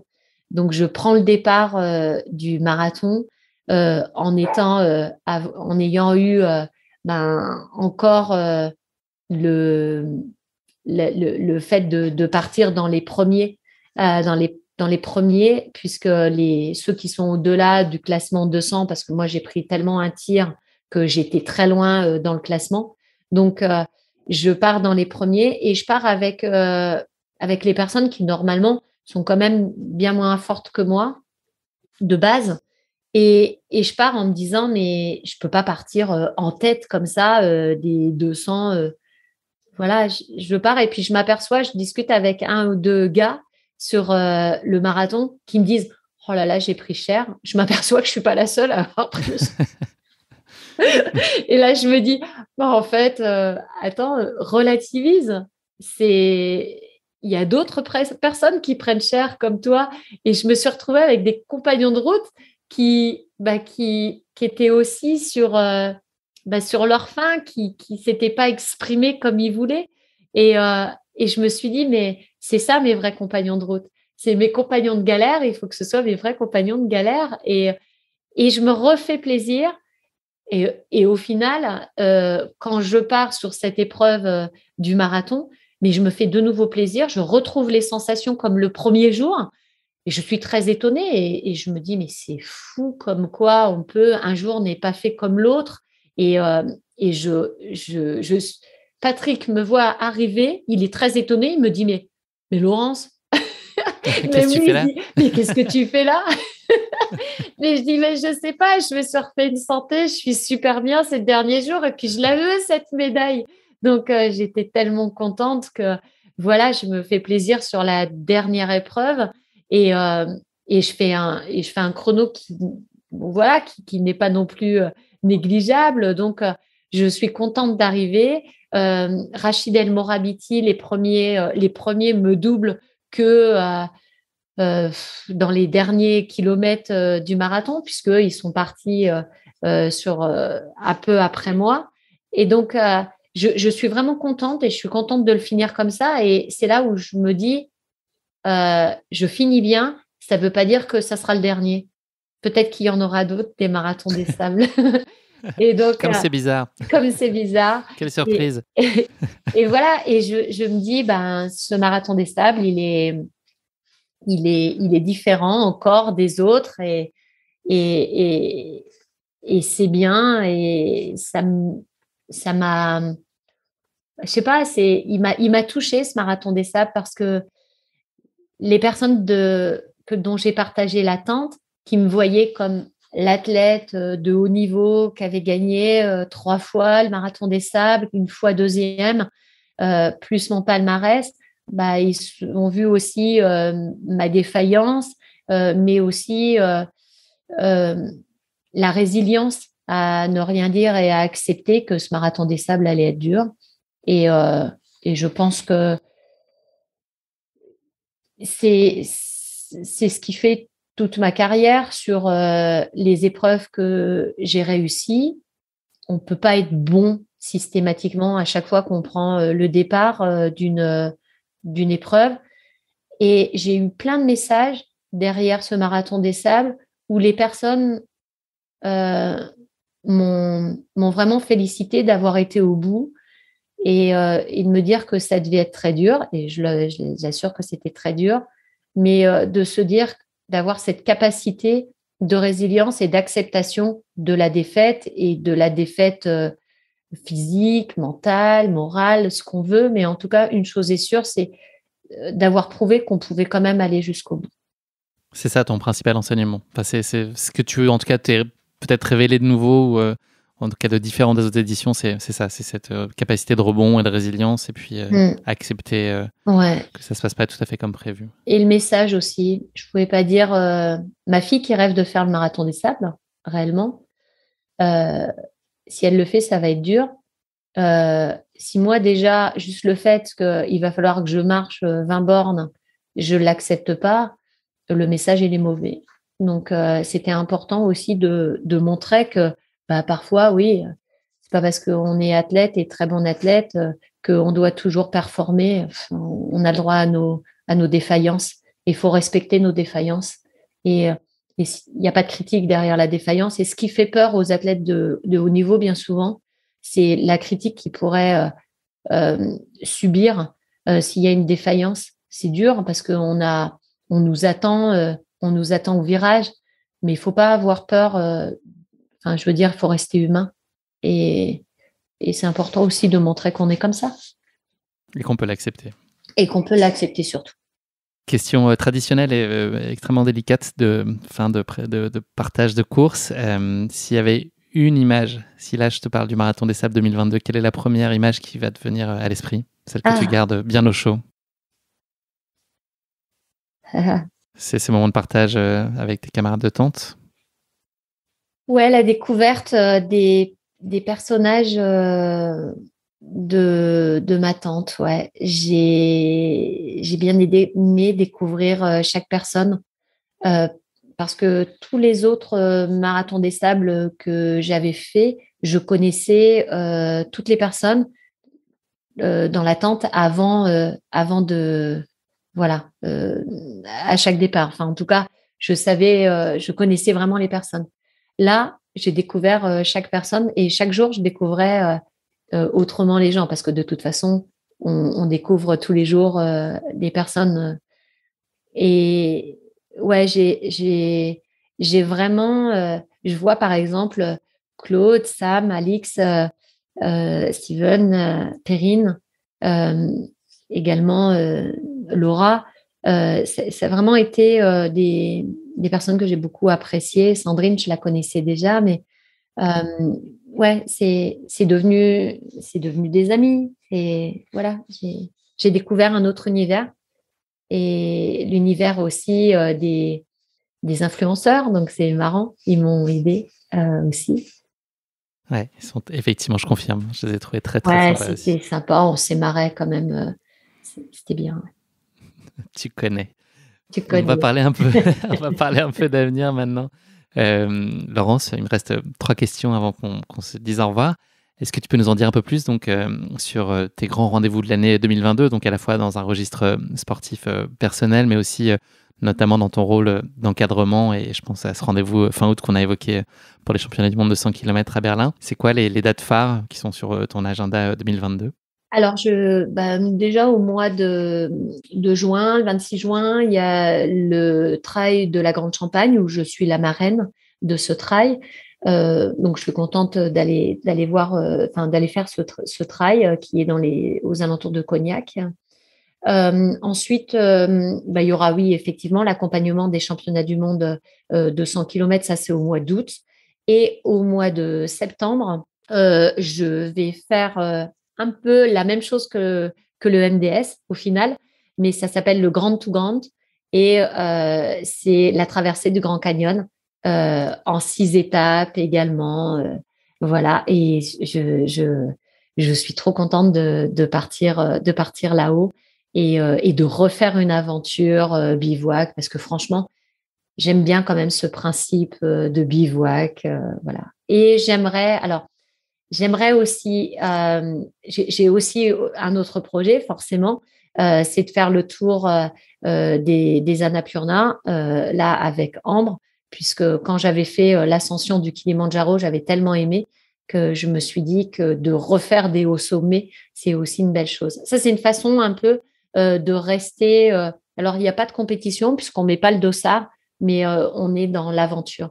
C'est pour ça que j'aime certes la compétition, mais j'aime surtout l'aventure et l'aventure humaine. C'est ce qui me plaît. Voilà.